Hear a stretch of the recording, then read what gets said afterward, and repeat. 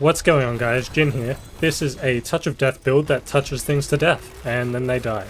Great stuff. It can clear up to tier 120 pits, so obviously handles Torment 4, including hordes and all other content, fairly easily, and is a general good time to play, although it's not as explosive in speed as Quill Volley or Crushing Hand builds.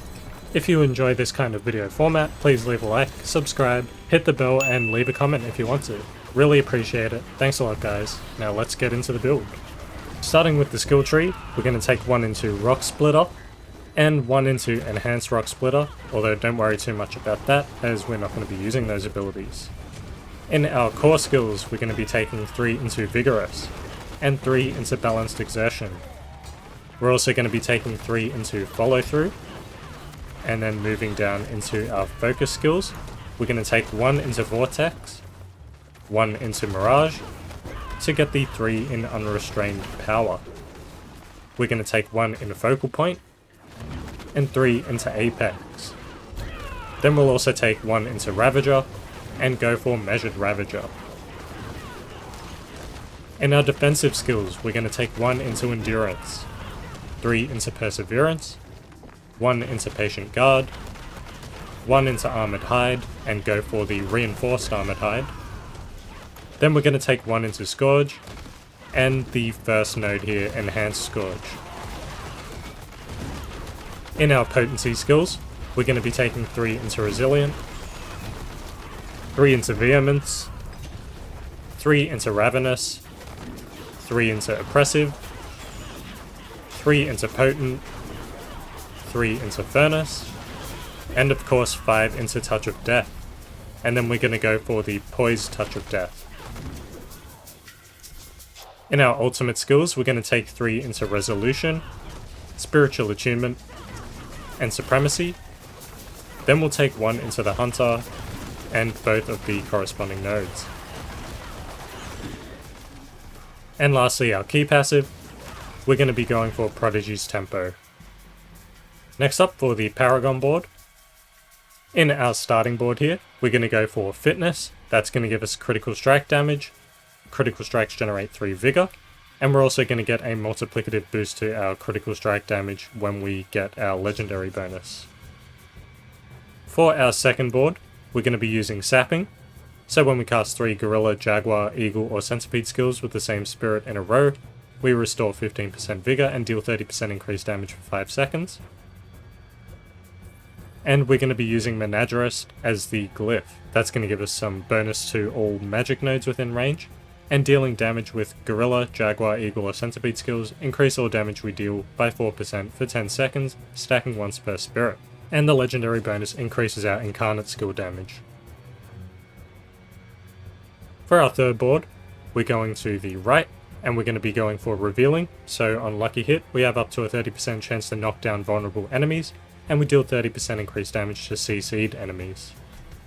As for the glyph, we're using Colossal, that gives us Gorilla skill damage, and a multiplicative damage to close enemies as our legendary bonus, but also we deal 2% increased damage for each stack of Resolve we have. For our fourth board, we're going up from there, and we're going to be going for Convergence. So we deal damage equal to 20% of our 2 highest bonus to damage types combined, up to 30% total.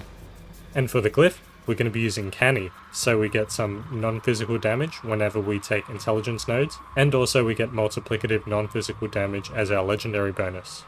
Also, non-physical damage increases all the non-physical damage an enemy takes from us by 1%, and that goes up to 10% for 15 seconds.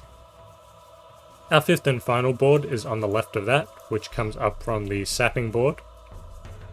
And it's going to be Vicious Shield of course, so we do 1% increased damage for 3% of our maximum life we have as a barrier. As for the glyph, we're using Spirit, so that gives us a lot of critical strike damage, as well as an increase to damage to elites when we get that legendary bonus. Also, our critical strikes increase the damage an enemy takes from us by 3% for 20 seconds, and that stacks up to 15%. That's all for the Paragon board. That's going to be in the build planner in the description below, along with everything else, the skill tree, mercenaries, spirit hall, etc. So let's get onto the spirit hall. We're going to be taking Jaguar as our primary spirit, so every 15th time we deal direct damage to an enemy with a Jaguar skill, we unleash an additional strike, dealing 15% of the damage we've dealt to them in the last 0.5 seconds, and all skills will count as Jaguar skills. And secondary spirit will be Gorilla. That increases our maximum resolve by 2, and when we have at least 5 stacks of resolve, we're unstoppable. Next up for the Mercenaries, for our hired mercenary, we're going to have Rahir, and we're going to go down the left side of the skill tree here, taking Shield Charge, Rahir's Guard, Provoke, and Mocking Law. As our reinforcement, we're going to be taking Variana, and we're going to be using Earthbreaker here, and we're going to attach that to our Scourge ability. Next up we have the gear. On the left I'm going to list the affixes and tempering you want. So starting with the helm, we're going for the Harmony of Ebawaka, that gives all stats, move speed, damage reduction, and ranks to velocity. And according to our secondary spirit hall choice, our spirits are all going to be that skill. So in this case, all of our skills will also count as gorilla skills. Additionally, our skills deal 10 to 30% increased damage per spirit type they have. So a huge damage boost comes from this helm, and we're going to try and masterwork the damage reduction. Next, for the chest piece, we're just using a standard chest piece with dexterity, max life, and armor, or ranks into armored hide. We're going to temper this armor with barrier generation and maximum resolve stacks, trying to masterwork those resolve stacks. For the aspect, we're going to be taking the aspect of disobedience, so we gain 0.4 to 0.8% increased armor for 4 seconds when we deal any form of damage, stacking up to 25 to 46% depending on the roll. Alternatively, if you just want a flat armor boost, then you could use something like Juggernauts, and that will give you 150 to 360 armor, but your evade has 100% increased cooldown. Next up we have the gloves. We're going to look for gloves with core skills, maximum life and attack speed if possible, and we're going to temper that with Touch of Death swarm duration and basic damage. As for the aspect, I'm using redirected force here, so we gain critical strike damage equal to 30 to 70% of our block chance, and blocking will double this bonus for 10 seconds. As for the masterworking, you want to try and masterwork the core skills. Next up we have the legs. We're just going for some normal pants here with maximum life, armor, and ranks into basic skills. We're going to try and temper that with maximum resolve stacks and barrier generation if possible. I've run out of tempering here, so I have vortex size, which can also be quite handy if you're having trouble grouping enemies together. As for the masterworking, just like the chest piece, we're going to masterwork the maximum resolve stacks.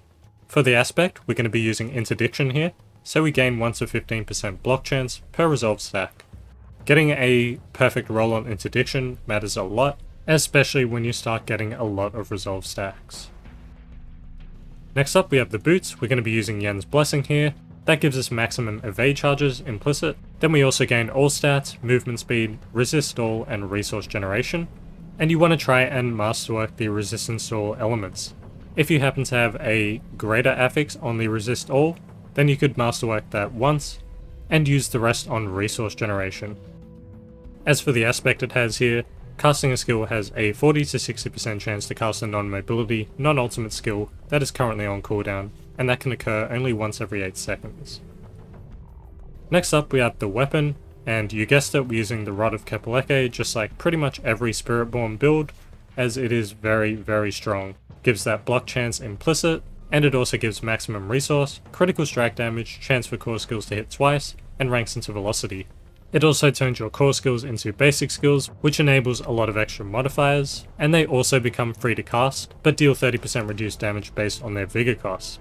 But when cast at maximum vigor, your core skills will consume all the vigor to return full damage, cast at their larger size, and become guaranteed crits. That's why we don't need any critical strike chance. And additionally, they'll deal 1 to 3% increased critical strike damage for each point of vigor spent this way. So a necessary weapon, and for the masterworking, making sure to masterwork the chance for core skills to hit twice. Try and get a greater affix on that if possible. Maximum resource would be secondary. Next up we have the Amulet. We're going to be using a normal Amulet once again, with total armor percent, dexterity, and maximum life, or ranks into potent. As for the tempering, we want those maximum resolve stacks, and we also want Touch of Death swarm duration. If you've already tempered your Amulet to offensive skills, then just go for the basic damage.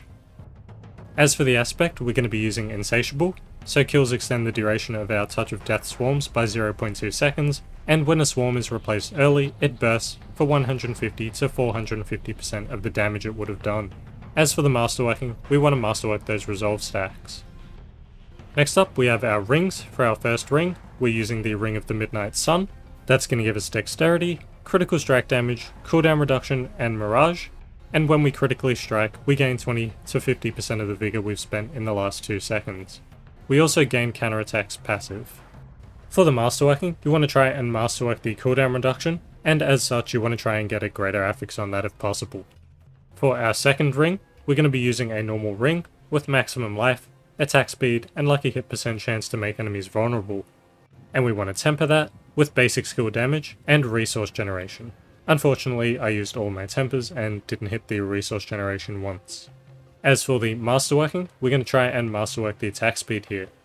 For the aspect, we're going to be using unyielding hits, so casting a gorilla skill increases our weapon damage by 10 to 30% of our armor for 3 seconds, the maximum capping at 1500 bonus weapon damage, which is why we've stacked so much armor with this build, as it will allow us to get the full 1500 weapon damage bonus.